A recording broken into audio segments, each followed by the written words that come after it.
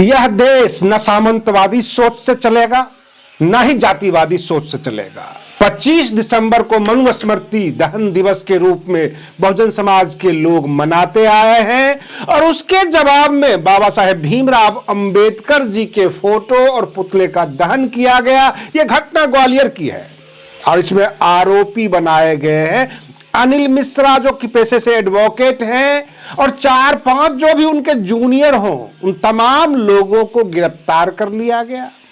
अब उनको judicial custody में भेज दिया गया है। जो बहुजन आंदोलन वाले लोग हैं, जो बहुजन समाज से जो संघर्ष करते हैं, वो सबके सब कह रहे हैं कि कठोर से कठोर कार्रवाई हो। मैं आर.डी. भारती और आप देख रहे हैं बिहारी सुल्तान। उत्तर प्रदेश का पंचायत चुनाव यानी प्रधानी चुनाव अब नजदीक आ रहा है। 5 फरवरी को उत्तर प्रदेश में चुनाव आयोग फाइनल जो है अपना रिजल्ट दे देगा कि किस किस का नाम मतदाता सूची में रहेगा और किसका परमानेंट कट गया है। 15 जनवरी को बहन मायावती जी का जन्मदिन है और उस दिन बसपा बहुत बड़ा ऐलान करने वाली है। ऐलान क्या है इसके डिटेल में हम आगे बढ़ते हैं, लेकिन आपको बता दें कि ये 2026 पश्चिम बंगाल में अप्रैल में विधानसभा का चुनाव है, जहां बसपा पूरी ताकत झोंकेगी। लेकिन बसपा ने अपनी पूरी तैयारी उत्तर प्रदेश में लगा दी। उत्तर प्रदेश का मैं हल्का सा आपको एक सीन बता रहा हूं कि एक देश के चुनाव की तरह उत्तर प्रदेश का पंचायत चुनाव होता है। 57,000 ग्राम प्रधान चुनकर आते हैं, तो करीब 13 लाख लोग प्रधानी के लिए नामांकन करते हैं। अब सोच लीजिए, अंदाजा लगाइए। और बहुजन समाज पार्टी हर गांव में अपनी मजबूत स्थिति देखना चाहती है। बहन मायावती जी अच्छा खासा इंटरेस्ट ले रही हैं ग्राम पंचायत चुनाव में। ग्राम पंचायत चुनाव होगा, नगर निकाय का चुनाव होगा, बहुत सारा चुनाव जो छोटे स्तर का होता है और यह ईवीएम से नहीं होता, बैलेट पेपर से होता है पंचायत चुनाव। बसपा यह साबित करना चाहती है पंचायत चुनाव में कि 2027 का जो रिजल्ट आएगा उत्तर प्रदेश विधानसभा का, वह जो है मई जून यानी 2026 के मई जून में दिख जानी चाहिए, क्योंकि मई जून में ये चुनाव हो जाना है। इस बार पंचायत चुनाव में जो आरक्षण का रोस्टर होता है, वह रोस्टर बदलने वाला भी है। जैसे कि मैं आपको बताऊं, बिहार में बाकी जगह भी ये चक्र चलता रहता है कि 2 साल महिलाएं उस सीट पर होगी, 2 साल जनरल कास्ट का होगा, उसके बाद महिलाओं के बाद जो है आ जाता है ओबीसी, ईबीसी, एससी, एसटी। इस तरह से वो चक्री घूमती रहती है हर 2-2 साल पे। अब आपको ये पता करना है नेट के थ्रू कि आपका पंचायत का जो है ये इस बार रोस्टर किसके खाते में आ रहा है। ओबीसी के खाते में आपकी पंचायत आ रही है, एससी एसटी की, अथवा जनरल में, ये आप नेट से ढूंढ सकते हैं। लेकिन इस बार का जो पंचायत चुनाव उत्तर प्रदेश का होगा वो काफी घमासान होगा, क्योंकि बहन मायावती जी जब इंटरेस्ट नहीं लेती थी तो कार्यकर्ता काम करते थे, लेकिन वह रौनक नहीं आ पाती थी। बसपा के कार्यकर्ताओं में वह जोश नहीं था और इस बार 15 जनवरी को ही ऐलान हो जाएगा। बहन मायावती जी की कितनी मीटिंगें होंगी, कहां कहां घूमेंगी, मंडलवार ये जो है अपनी रैलियां करने वाली हैं। ग्राम पंचायत के कार्यकर्ताओं को, बसपा के जमीनी कार्यकर्ताओं को जो है ये मजबूत करना चाहती है। मैं आपको बता दूं कि ग्राम पंचायत का एक ग्राम प्रधान का जो खर्चा करने की ताकत है कि अपने पंचायत में कितना खर्च कर सकता है चुनाव के दौरान, तो उसकी सीमा बांध दी गई है 1.25 लाख, और जो नगर परिषद है वो 3.5 लाख तक जाता है। कहने का मतलब हाईएस्ट है 3.5 लाख नगर निकाय में, और नीचे ग्राम पंचायत का 1.25 लाख तय किया हुआ है। इसमें 600 रुपये नामांकन फीस जनरल वालों का है और 300 रुपये नामांकन फीस एससी एसटी का है। ग्राम पंचायत चुनाव में बहुजन समाज के लोग अच्छा खासा इसलिए इंटरेस्ट लेते हैं कि भैया 300 रुपये में नामांकन होगा और जनसंख्या उनके पास होती है, चांसेस ज्यादा होता है, अपने गांव में ही घूम घूम कर पूरी राजनीति को वो कंट्रोल कर सकते हैं। बसपा इस बार यह देखना चाहती है कि उनके पास पंचायत चुनाव के अंदर जनाधार कितना है, क्योंकि लोकसभा विधानसभा के चुनावों को जनाधार का प्रतिशत दिखा दिखाकर आम जनता बसपा को छोटा करने की कोशिश की जाती है। हमेशा ये किया गया है, बसपा छोटी पार्टी है, इनके वोट खिसक रहे हैं।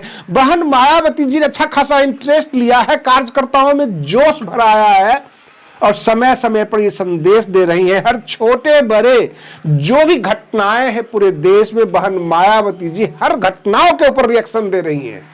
इसका मतलब है पंचायत चुनाव काफी रोमांचक होने वाला है उत्तर प्रदेश में। उधर मध्य प्रदेश को मैंने पहले वीडियो में बता दिया था कि एक प्रयोग स्थली बनाया गया है, सामंतवाद और जातिवाद का मिला जुला सम्मिश्रण, जहां पर सामंतवाद के तरफ से अनिल मिश्रा हैं और जातिवाद के तरफ से कहा जाता है आजाद समाज पार्टी के सह संस्थापक हैं। कहने का मतलब यह कि उनका कहना है कि हम बाबा साहेब की मूर्ति या पुतला नहीं जलाए, फोटो नहीं जलाए, हम तो चंद्रशेखर आजाद का जलाए हैं, ऐसा वो अब बोलने लग गए हैं। गिरफ्तारी के समय और डिफेंस में भी ये कह रहे थे कि हमें रिहा किया जाए, जब वो हमारा मनुस्मृति जला सकते तो हम भी उनका पुतला जला सकते हैं, ये वे लोग बोलते हैं। कहने का मतलब इसमें बसपा के कार्यकर्ता बाबा साहेब का नाम सुनकर कूद गए। उधर प्रकाश अंबेडकर जी भी अपना जो है पोस्ट कर दिया, लेकिन जो धीरे धीरे क्लैरिफिकेशन हो रही है कि प्रकाश अंबेडकर जी और बसपा बाबा साहेब भीमराव अंबेडकर जी का नाम सुनकर कूद गए थे, लेकिन जो सफाइयां आ रही है कि नहीं हम चंद्रशेखर आजाद का विरोध कर रहे थे, हम उसका पुतला जला रहे थे, ये ऐसा कर रहे हैं अनिल मिश्रा और उनके टीम। जो भी हो, एफआईआर कर चुकी, पुलिस ने गिरफ्तार कर लिया, उन्हें जेल भेज दिया गया है, कानून अपना काम करेगी। लेकिन सबका ध्यान पश्चिम बंगाल विधानसभा चुनाव और इधर उत्तर प्रदेश का पंचायत चुनाव पर टिका हुआ है। जब जब बांग्लादेश की कोई खबर आती है तो पश्चिम बंगाल इससे प्रभावित होता है, क्योंकि बॉर्डर पर पश्चिम बंगाल है और पश्चिम बंगाल के अंदर एक कम्युनिटी है नमो सुद्रो, जिसकी भारी संख्या बांग्लादेश में भी है। किसी प्रकार का कोई परेशानी आता है या कुछ भी, वह बांग्लादेश में वो सीधे पश्चिम बंगाल पे असर पड़ता है। जैसे कि दीपू विश्वास और बाकी जो लोग बांग्लादेश में फंस गए, जिनके ऊपर हमला किया गया, बहन मायावती जी ने प्रधानमंत्री जी से सवाल किया और प्रधानमंत्री जी ने बांग्लादेश सरकार को घेर लिया। अब रही बात यह कि जो चिकन नेक का मामला है, वहां इंडियन आर्मी काफी मजबूती से तैनात हो गई। बांग्लादेश को समझ में आ गया कि अगर हम इंडियन यानी भारतीय के साथ कुछ करेंगे, अगर वहां के हिंदुओं अल्पसंख्यकों के साथ कुछ करेंगे तो भारत सरकार बैठी नहीं रहेगी।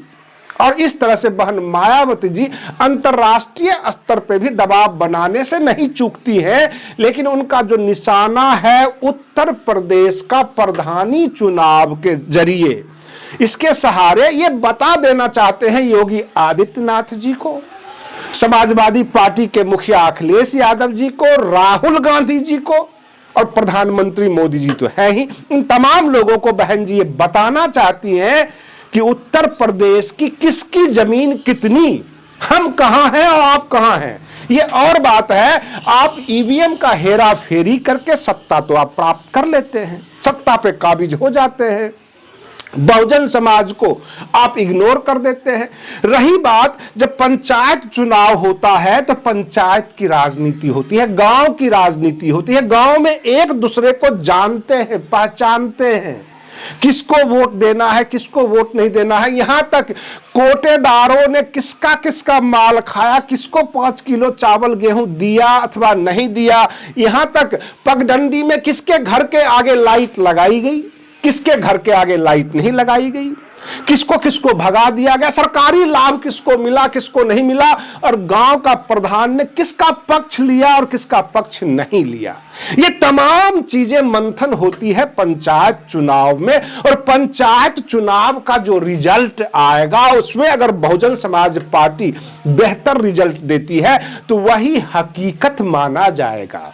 क्योंकि लोकसभा चुनाव में, जैसा कि मैं आपको बता दूं कि लोकसभा का कैंडिडेट बनकर चुनाव लड़कर मैंने खुद देखा है। और रही बात यह कि लोकसभा चुनाव में कैंडिडेट लोगों को पहचानता तक नहीं है। बहुत बड़ा क्षेत्र होता है, उसे हाथ जोड़े हुए चला जाता है, सिंबल के सहारे चलती है चुनाव। लेकिन पंचायत चुनाव एक दूसरे को जानते हैं, इसलिए बसपा का जो रिजल्ट होगा वो असली होगा। आज के लिए बस इतना ही। आप बने रहिए बिहारी सुल्तान चैनल पर। हम फिर मिलते हैं अगले वीडियो में। तब तक के लिए धन्यवाद।